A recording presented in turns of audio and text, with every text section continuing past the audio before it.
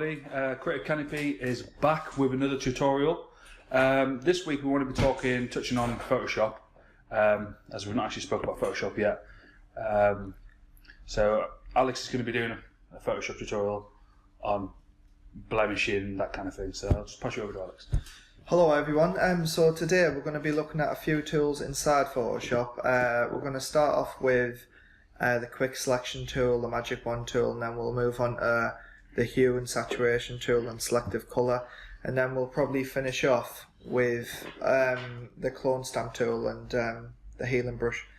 It's going to be quite a short tutorial today, but they're quite important tools. We use them a lot obviously for manipulating photos, and it's really good to know. So let's get started. So straight off the bat we're going to start off with the magic wand tool, and this tool is very helpful. You can click on any bit of a photo and it just makes the selection really quick. You can control it by this tolerance up here. Obviously the contagious tool, I believe it chooses that colour, so if you have a white picture and you click on a white section of the photo, it'll pick all the white in the photo, depending on how big your tolerance is. The higher the tolerance, the higher the selection. So yeah, and obviously from here you can select and mask it, which is great. So use the selection and obviously make the selection into a mask, and rather take the background away or keep it. So it's a great tool. But just to start off, what we're going to do is, this is just a stock photo from Adobe stock. Also another great tool we use. We use Adobe stock for all our clients. Say if they want a stock image on the website or in a leaflet and they don't have their own images, so we use Adobe stock and couldn't recommend it more. So like you were mentioning the contiguous tool. So like from what I know is that say if you just click inside that photo frame, for example. Yeah. You know, because you can see at the top that the contiguous button is ticked. Yeah. It's only actually selecting that inside the frame because of the border. Yeah. So say if you didn't have that ticked and you had your tolerance higher, see now it's obviously it's selecting everything. Selecting everything. Yeah. So but that's in the tolerance of 62. So say if we made that really smaller, say if we made it like 20, like it just it get even wider. You make it bigger. Okay. So if I wanted just that section, I would have to have the contiguous buttons on. Yeah. So it's a really cool tool. And you can just delete that. Yeah. So if we just go into layers, obviously the layer's locked. Unlock the layer first. Double click that. If you just delete that, obviously you can put your own image in here. Could you change the colour of that as well? Yeah. So all we do here is go to the selection tool, right click, fill, and then we're on content aware at the moment, so we just got colour. You can have any colour. Say if you wanted a nice little, like a sky blue in there, there's your sky blue. But to make, say if you wanted like say for some reason you wanted it look a bit realistic, you'd make a layer before that. You select it, fill, colour, then you probably just lower the opacity a bit. So we've put that in about 22, and then when you zoom out, it actually looks like it's got like a blue sky. Now that you got the layers, can you do like use the multipliers and stuff? So the layering techniques and stuff. Yeah. So say if we had something over this, obviously it's just white behind this. What we've just filled in. We've got it on normal, but you can have it on all these different types of blending options. So you can have it on like overlay, lighten. So as you can see with the lighten, just gives it that little. It just lightens the colour up really. But say if you had it on difference, it actually, or exclusion, it completely changed. So depending on what situation you're in with the photo, with what's behind, you're trying to manipulate, etc. Is what blending option you'd use really. Yeah, it'd be a really cool tool just to cut unnecessary bits out in a photo that you didn't what you didn't need really. Yeah, so say if you didn't like the photo, or you could like basically cut someone out of it or change the photo completely. We're just showing you this. Obviously, you can change the color, like select different points of a photo frame. Yeah, so you could actually take it out, put it onto a different artboard, that sort of kind of thing. Yeah, So. yeah. Another tool will look inside of this photo. Obviously, I've got 3 different photos, but we'll move on to them shortly. But it's the content aware tool. So, say if this is a photo of your house, you're like, oh, actually, I want to know what it's going to look like without them photos on the wall, because I'm thinking of getting a mural or something like that. So you just go, maybe you can do this with the pen tool or the lasso tool or anything you want really. Like the selection tool, people might use a lot, but the problem is you've got the top here. Personally, I'll use the pen tool, but it's just choice. There's a lot of tools in Photoshop what you can use, and then all you do is selection. Feather radius, we don't really need one. Cut your selection tool again, fill, and instead of colour, we want to actually do a content aware. So when you do that, that actually is a mistake by me, but don't do that. What I've done there is I've had the layer selected, which we put the colour on. So what you want to do is you want to click off that, and you want to go onto the layer of the photo, and then you want to fill, and then content aware, and then there you go. And now you see this little blue bit. That's just the layer what we've done earlier. So all you want to do is hide that, and there's your blank wall. That's clear, isn't it? Yeah. So what's that? Is that just like took the background and basically replaced the frame with the background? Yeah. So it's just looked at the selection, looked at the content around the selection, and then just merged it really, and just obviously clone the content around it, and then. So what tool is that? That's the content aware tool. Right, okay. You can get to that using obviously the Magic Wand tool. We're still on that there. The Magic Wand tool or the selection tool, but it's just inside when you right click and then fill. Once you've got a selection, right click, fill. It's just inside this bit here. There's a few different options here. You can use a pattern or a colour, foreground colour or background colour, depending on what layers you have at that moment in time. So that's just the start of the tutorial. The next thing we will be doing is showing you how to use the hue and saturation tool with selective colour. So what you want to do is you want to unlock this layer. You want to Control U, and that just brings your hue up. And as you may know, you can just drag this down or drag this up. So if you want to add more saturation, you can drag this up. And you want to take it all out and make it black and white, you can obviously minus 100, and that'll do that for you. But that is on master, so that'll take all the colour out. What we're going to do is what I'm going to show you is I'm just going to take the background out. I'm just going to take all the grass out and keep all the hands in colour. You might do this, say if it's say if you just want to take the sun or the moon out, or if you want to take just one colour out of an image, and it can look quite cool, and it's good for like photographers, and you see it quite a lot in artwork these days. So we'll go to greens because the grass is green, and all we want to do is drag that down to minus 100, and as you can see it hasn't done anything. So this is our colour temperature bar at the bottom. So all you want to do is drag this to the left, and as you can see this starts to remove the colour. But if you go too far, it'll invert it. So you just need to go right. So it's about here. And then you're probably wondering, oh, there's still some yellow bits here and here.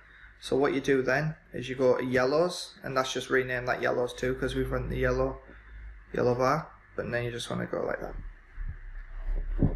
So it's really as easy as that. Could you use if you go back onto image, you can use the actual selective tool as well? Yeah, so as Lee said, you can go to adjustments, and then you can go to selective colour, Yeah. And then this is basically the same thing. In Photoshop, there's a lot of tools and there's 100 ways how to do one thing, which is great. It lets other people, like Lee might do it this way, I do it obviously the Hue way. Yeah, see, I do it this way. Just me personally, I just feel there's a lot more structure to it, because you have at the bottom here you have the absolute and the relative stuff. So yeah, you can use the different colours. I just find it a lot easier because you can change it a lot more better, I think. Yeah. So as you can see, there's like reds, yellows, greens, cyans, blues, magentas, whites, neutrals, blacks. You can change all this. See, personally, this is really good because it's really accurate, and obviously there's four different levels to each colour, and so it's what you want really. But just trial and error, guys. But as we've shown you, that's a really fast and easy way how to just take colour away from without actually using the magic wand tool, because you could do it that way. You could actually make selection just for that bit, take it out like that. So I'll just show you another way. So if you just make a selection. Oh, okay. 100%. So if you make a selection, and as you can see, it hasn't completely done it. So this is where the quick selection tool would come in, and then all you want to do is just clean this up a bit.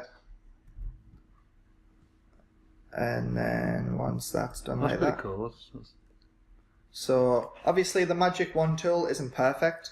It does have flaws, and that's one of them. So the quick selection tool is great just for cleaning them flaws up. So as you can see, we've got our selection there. Control U, just bring the saturation down. So that's just an alternative way if you didn't want to use the other way what we've shown you. And now on to our third and final photo. So this is where we're going to be covering the spot healing brush and a bit of the clone tool. And I'm going to do something quite, it's going to be quite random, but it's just to show you what you can do with the clone stamp tool. But yeah, that I'll just show you, and then you'll get a feel of what the clone stamp tool can do. So the first thing what we want to do is we want to find our spot healing brush. Now this is good for, obviously, as you can see, it's getting stains out of clothes, removing freckles from faces, taking spots off my face. That sort of kind of thing. Yeah, it's really powerful. So it's like the content aware tool, but it's a more flexible tool. Like you can basically draw anywhere, whereas the content aware tool is more like pen tool selection, whereas this is brush. So I'll give you an example. So say if we didn't like the length of this plant and we just wanted it to be like that. So right, there we go, it's done. That's literally like we've just shortened the plant by just brushing. So it's like the eraser tool, but where's the eraser tool? You'd actually just rub the actual photo out. You know what I mean? You don't rub the photo out. It's like merging the photo, and it's just rebuilding the photo for you. So what we want to do is grab this light bulb. I always have my hardness around 100%, 50%. In different like situations. For this one, we've got a white wall, so you wouldn't want it to be 0%, because then the bulb would start. It wouldn't be solid anymore.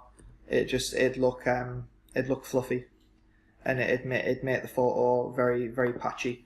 So you want it 100% to keep the nice solid colour of the wall. So that's to start it. And then, as you can see, we're just removing this bit by bit. Now, this isn't perfect like the other tools, but there is another way how you can do this. So say if you've rubbed most of it out and then you're trying to do this, and it keeps doing this. This is quite common. Oh, it's actually deleted it all there. So, but say if it didn't delete it all, and you couldn't get rid of this last bit, you could you could make your brush a little bit smaller and try concentrate on just a smaller area like that, and that'd work.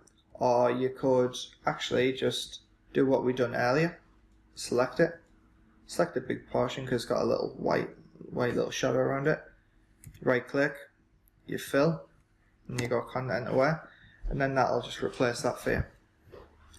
And now what I'm going to show you is the clone tool, and you might have already guessed, but we're going to make this a bit longer. As you can see, it's starting to bend a bit, and we don't want that. So what we're going to do is we're going to just try and clean this up a bit. Content aware tool, now it's made it a bit straight again. So we want to find our clone stamp tool, there it is. And what you do on this is you hold Alt and then you just take a selection. So if I was to take a selection of the bed frame, I could put the material of the bed frame here as a circle. You can change the shape and stuff and the size and the angle. So say if I wanted this to be quite narrow, I could have it like that. So say if I wanted it like a tube shape, like this, I could make it a bit narrower, have it like that, Alt, and then just do that. Obviously this isn't perfect because I'm just rushing through this for the tutorial just to show you the capability, but I'll show you how powerful this tool can be. So say if we make this a bit wider, like that, and we keep the hardness at 100 because it's a solid object, and then we line this up. So like, because you're doing that, like after you've done that, you probably could use, I don't know, a spot hidden brush maybe to patch it up, or yeah. So I mean, it looks like, obviously I'm just doing this very, like, it's a very thin it's a very thin thing, but say if you had a pattern, the clone stamp tool works really well with pavements or patterns, but I didn't want to show people that. I wanted to show them something a bit different. So like you can use this to do anything, to like make like a lamp longer, or you could give me an extra long leg. Yeah, an extra long leg, like or you can make your bed frame or your table longer. It's just really, it's a really cool feature. But yeah, it's cool. So yeah, there seems to be a lot of pretty cool tools there to play with when it comes to blemishing and removing elements. It's just, I guess you say it's just play around and just see what works best for you. Yeah. To be honest, I never personally used the clone tool at all. Like that's just not how I work. Yeah. And I think that's the beauty of Photoshop is everybody works different, and and I've learned a few things here, so it's it's pretty cool. Yeah, I mean, the clone tool comes in. When I've used it in the past, it's came in handy for like extending walls and stuff. So, say if one person asked to make a wall longer to fit people on the photo, so what I've had to do is I've actually had to clone a white wall and like clone the pattern of the wall, and then use the content aware tool and then make the photo a bit longer. So it's really helpful. But this is the end of the tutorial, guys. It's just a quick run through a few important tools for blemishing and recreating photos and manipulating them. So I hope this has helped you all, and that's it from us. So thank you. Thank you. Bye.